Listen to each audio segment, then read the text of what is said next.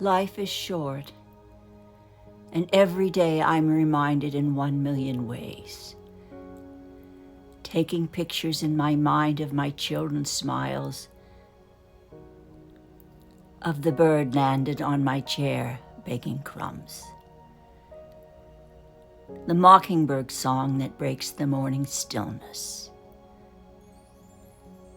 When I am home, sitting in my chair alone, in the quiet, I am reminded that life is short, and today is a gift.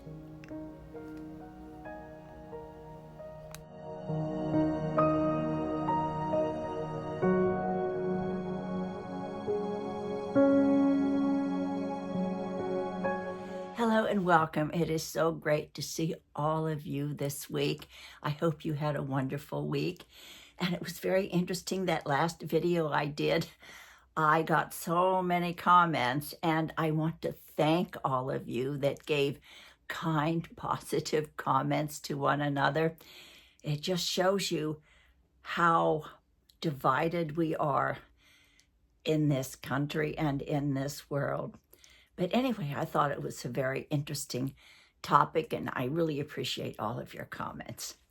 And today, because I have had so many assumptions that I was not able to get through the last video I did, I thought it might be fun today to be just on a little lighter note to address some of the assumptions that everyone has sent in that you have about me. I think I got, close to 75 different assumptions about me. So it'd be very interesting. Let's start covering them today. And I have them all marked off here. I was born under, what sign were you born under? Well, I was born under the sign of the rabbit. But if I had my druthers, I probably would like to be born under the sign of a lioness, because she's strong and loving and protects her family. And I think I'm more of a lioness than I am a rabbit, because rabbits procreate and hop around from here to there and everywhere. And I'm pretty much a steady person. Okay, the next one is, when did you let your hair grow gray, and did you have trouble deciding to go natural? Well, actually, I am allergic to hair dye, and I had my hair dyed because I was blonde. It was getting to be kind of a mousy color, losing all of its color. So I thought, well, let's maybe go in. I'll have some highlights put into it, the darker highlights, and to give my hair a little bit of life. So I went in. I had never had my hair dyed before, and they didn't test me. The technician didn't give me a patch test the way they're supposed to. Well, I wound up with the worst allergic reaction. I'm allergic to phenylphenyldiamine, and it's in a lot of hair dyes. But my face blew up, and I had oozing blisters and sores all over my face. It was so uncomfortable. In order to get rid of that dye, I had to go back, and they had to strip the color out of my hair completely. At that point, then, I was a platinum blonde. But I felt I was too young to be platinum like that. I didn't want to look older. And I found a person who did herbal dyes, and it was kind of a henna type dye. So they dyed my hair with henna, and I dyed my hair with henna until I was in my early 70s. And the reason I quit dyeing my hair is because the henna wasn't grabbing the white hair that was underneath, and I didn't know it was underneath. So I was looking like Lucille Ball. My hair was getting to be really orange.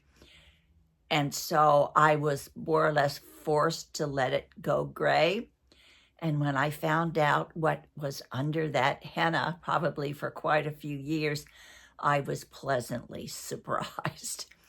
It was quite a journey for me going from a mousy blonde, no color at all, to allergic reactions, to henna for quite a few years, and then finally letting it grow out. And what I did then, when my henna was orange, and henna is really hard to get out of your hair, I had my technician bleach my hair out, and she cut it short so that a lot of the henna on my ends disappeared.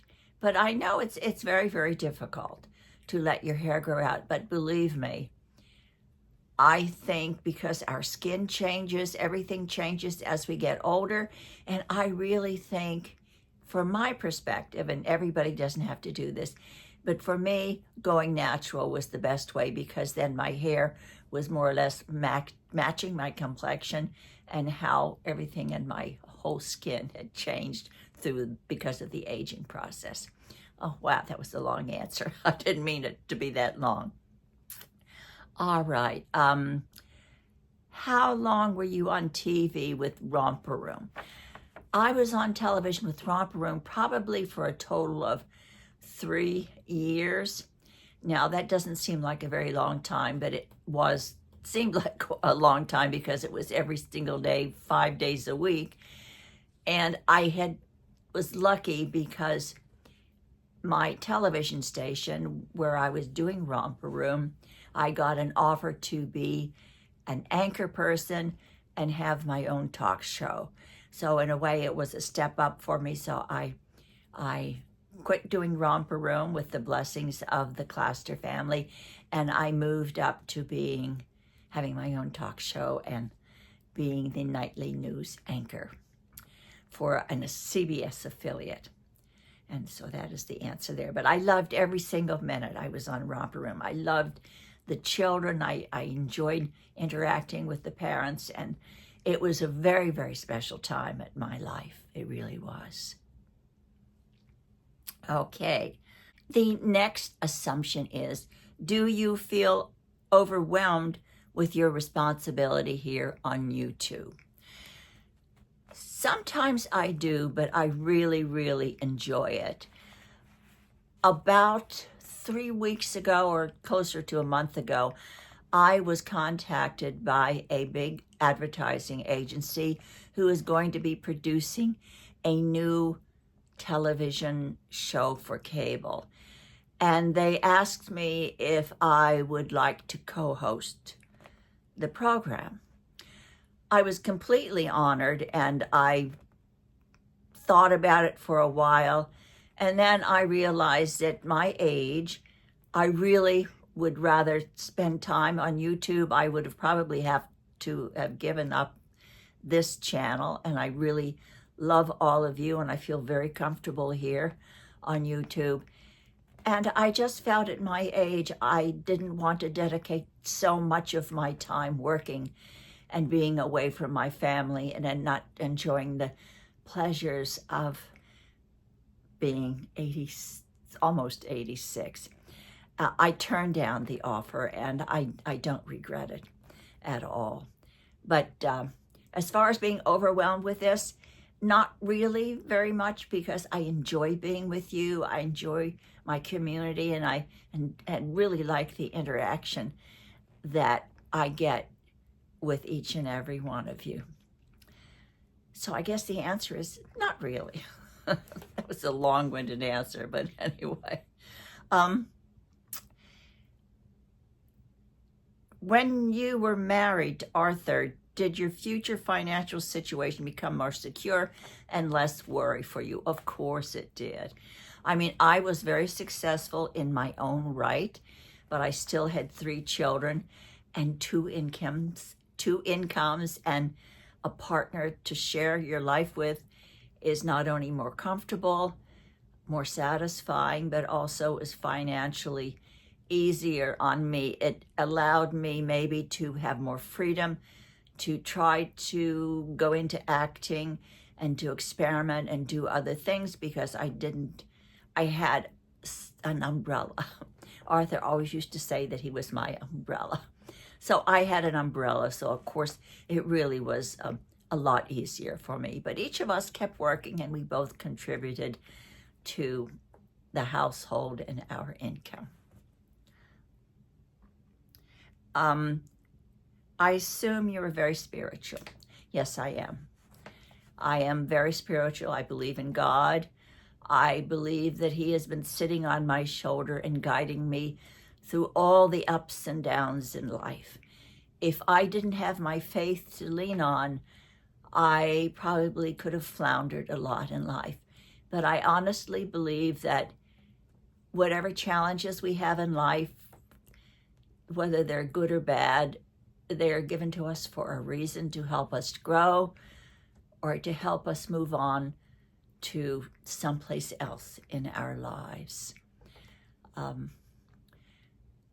Yes, so the answer is yes. I am spiritual, and I do have a very strong faith that guides me every single day of my life. Did you ever think about being a widow when you got married? You know, I didn't. Even though Arthur was 13 and almost 14 years older than I was at the time, I never really ever thought about being a widow. It just didn't occur to me. My parents were married and they were 10 years apart, and they both died when they were 92, and my mother was single for 10 years, but she seemed to just weather that transition in her life very well. Therefore, I probably was never even thinking about what it would be like to live without my husband. But I have to say, it's not an easy road, but I don't think while you are married you can think about the what ifs. You just have to live every day and enjoy being together, and not to let what ifs enter into your life and maybe destroy that particular moment in the day. I assume that you have 3 children, 2 sons and a daughter. Well, I have 2 daughters and a son. I have 2 daughters that are 2.5 years apart, and then I have a son that is my baby. He was the last one, and he's the one that is in the music business.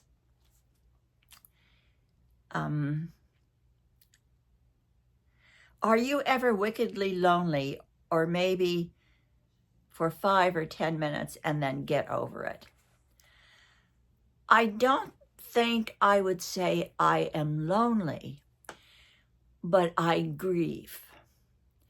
I grieve once in a while, and it just comes out of the blue. Maybe I'll be listening to a song on the radio or drinking a cup of coffee and just sitting and thinking, or something, I don't know, something happens to me that sets off a memory of Arthur. And yes, I will grieve in waves. It comes in waves, even though he has passed now. In November, it would be 2 years. I do grieve, but it does pass, and I get on with it because I know that I still have so much to do, and I still have so many blessings in my life that I don't want to dwell on those things that kind of make me sad once in a while. I don't shove them under the rug.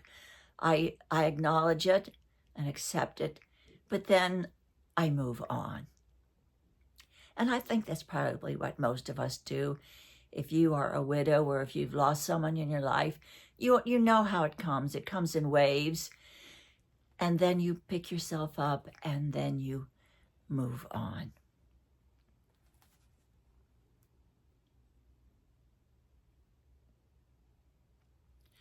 And another question is, how do you feel about America now? Well, I have faith. I really have faith that we are a strong country, we're a strong people, and we can weather anything that is thrown to us. And I do believe that it's going to be okay. I really have to believe that it's going to be okay. The next question is, and it's a very interesting one indeed. It said, I assume you're a soft touch, but you are a hard woman who wants her own way. Wow, that's some assumption. Um, a soft touch, yes, maybe. Um, I am a Capricorn. I'm usually kind, thinking about others. I love my family, but I believe that I'm not stubborn. I am open to others' opinions and listening to others. I don't, and I probably the best thing I do is I listen to my own instinct when that voice is calling me. But I really am open to others' opinions, and then I'll just sit back and I will analyze it and see whether or not I have to change or whether or not I have to take that outside advice. I always believe that we can't be closed off 100% from outside perspectives. But in the end, it is you or it is me that has to make that final decision about whatever it is that in your life that is happening.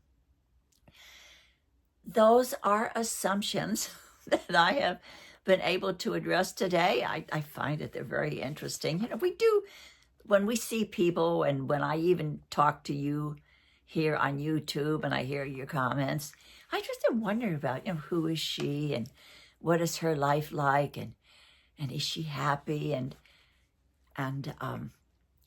I just wonder about all of us. It's just the curiosity in life, I think, should never stop, no matter how old or young we are. When you have curiosity about the other person, you open up your life to so many possibilities and so many friendships. Thank you for joining me today for this assumption video. I hope that you will have a wonderful week. And of course, as I always say, do something for yourself today that's fantastic. And if you feel that you're out there and you don't have any friends and that you are alone, please know that you are never alone because you have all of us, and know that you are truly loved.